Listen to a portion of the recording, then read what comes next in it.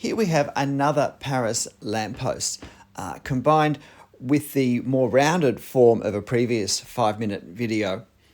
I think the two most common lampposts we see in Paris. And I've already made the mistake, which I think threw the whole thing out, and that's the downward side on the left doesn't angle out quite far enough.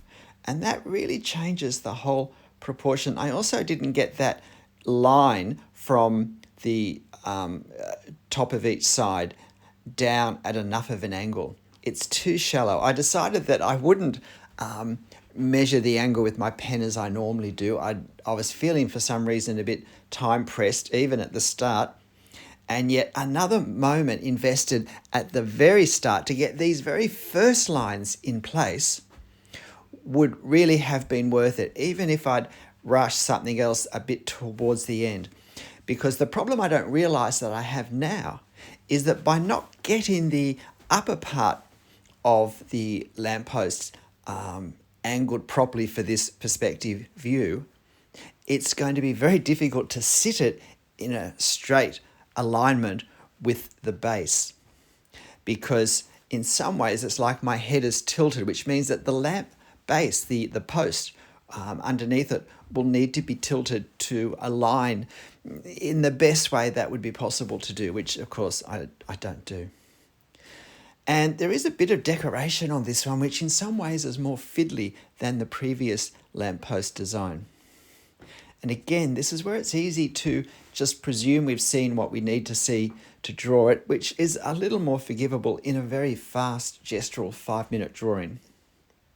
But we still want to represent the in my mind, fairly tizzy effect of this little pierced iron decoration on the top of the rim, of the square rim of the actual light box, and that little crown part on top, which I almost forgot to draw and have to rush in at the last minute.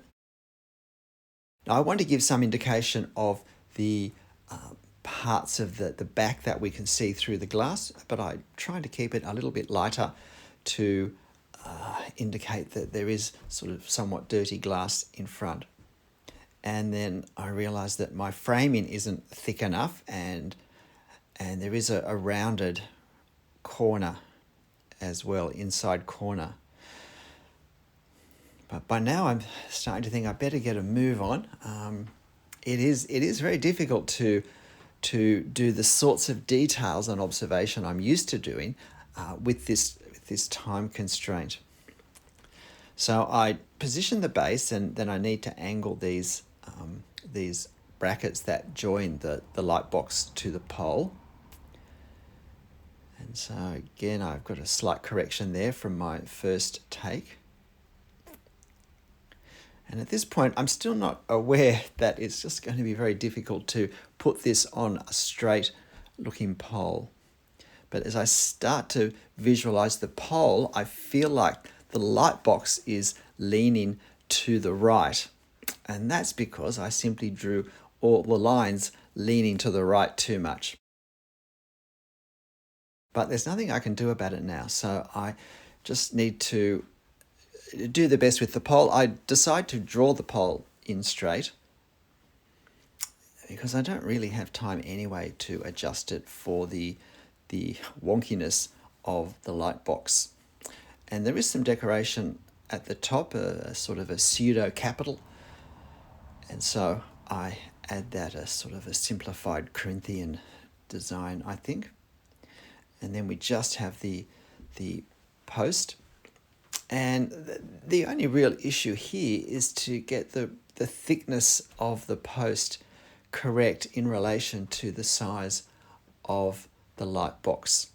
And I'm probably more correct here, but then I do widen it slightly, and I should have perhaps just widened it on the left-hand side and not on the right-hand side as well. And so at this stage, I suddenly think, oh, well, I've managed this in the time frame quite well. You can see I'm starting to think, oh no, I need to make adjustments here now. It's not quite right. And I think I've got just a few moments to do it.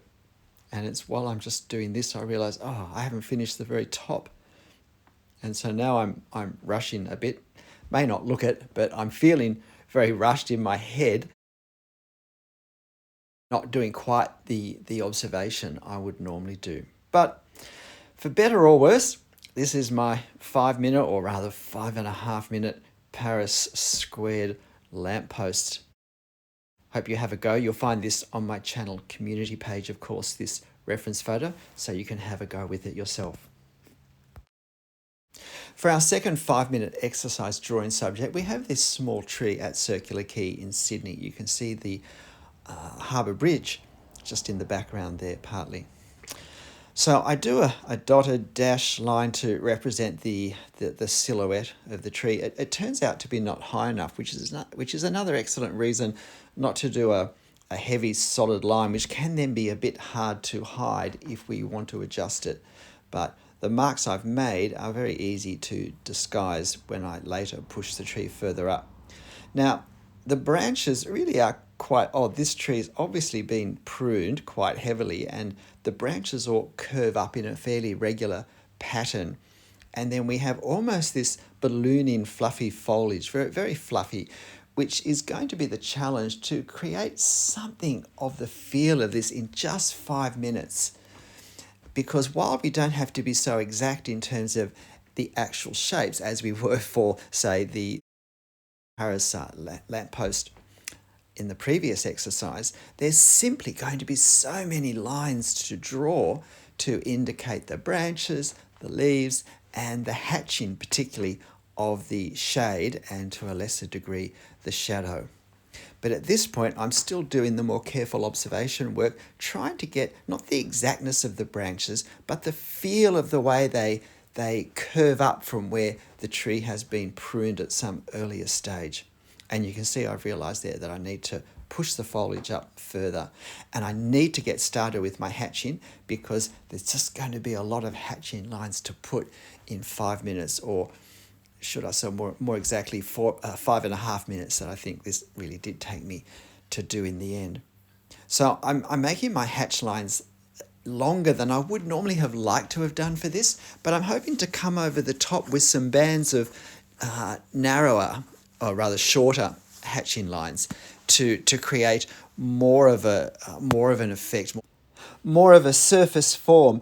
I'm thinking of the outward form of the canopy as like a series of billowing waves that curve up on top of each other.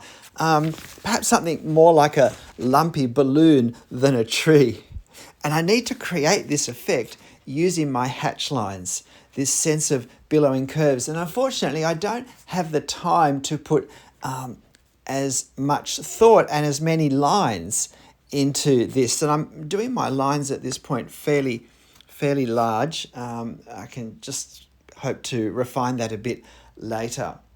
But how dark will I have time to go with these hatch lines?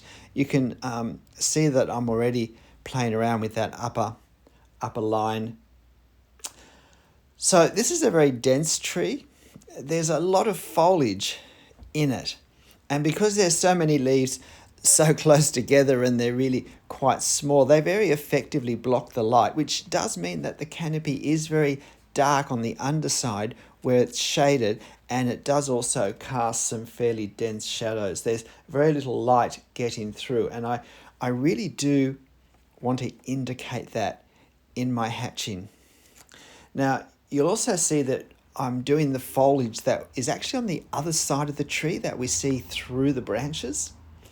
And so you'll notice I didn't just put it over the top of the branches, because then it becomes visually confusing which side of the tree is it on. Although probably I should have used a bit of a lighter touch, maybe not made it quite as dark, or even if I'd had more time, switch to a 0.2 millimeter pen. But I'm now just going back to trying to get this canopy finished up. You'll notice that I've done horizontal hatching on the branches, as I like to do. So I didn't have time though to do it in nearly as much care as I would like. So it's pretty rushed, but then this is obviously a very gestural drawing. So that's just part of, I think, how it's going to be. A little more effort trying to just make it look a little bit darker. I've decided that I'm not going to do the actual circular key surroundings, but I do want to make it look as though this tree is actually on the ground somewhere, with a bit of a cast shadow and a connection into some soil. And now I'm really just going to use the rest of the time to work on this hatching to make it darker.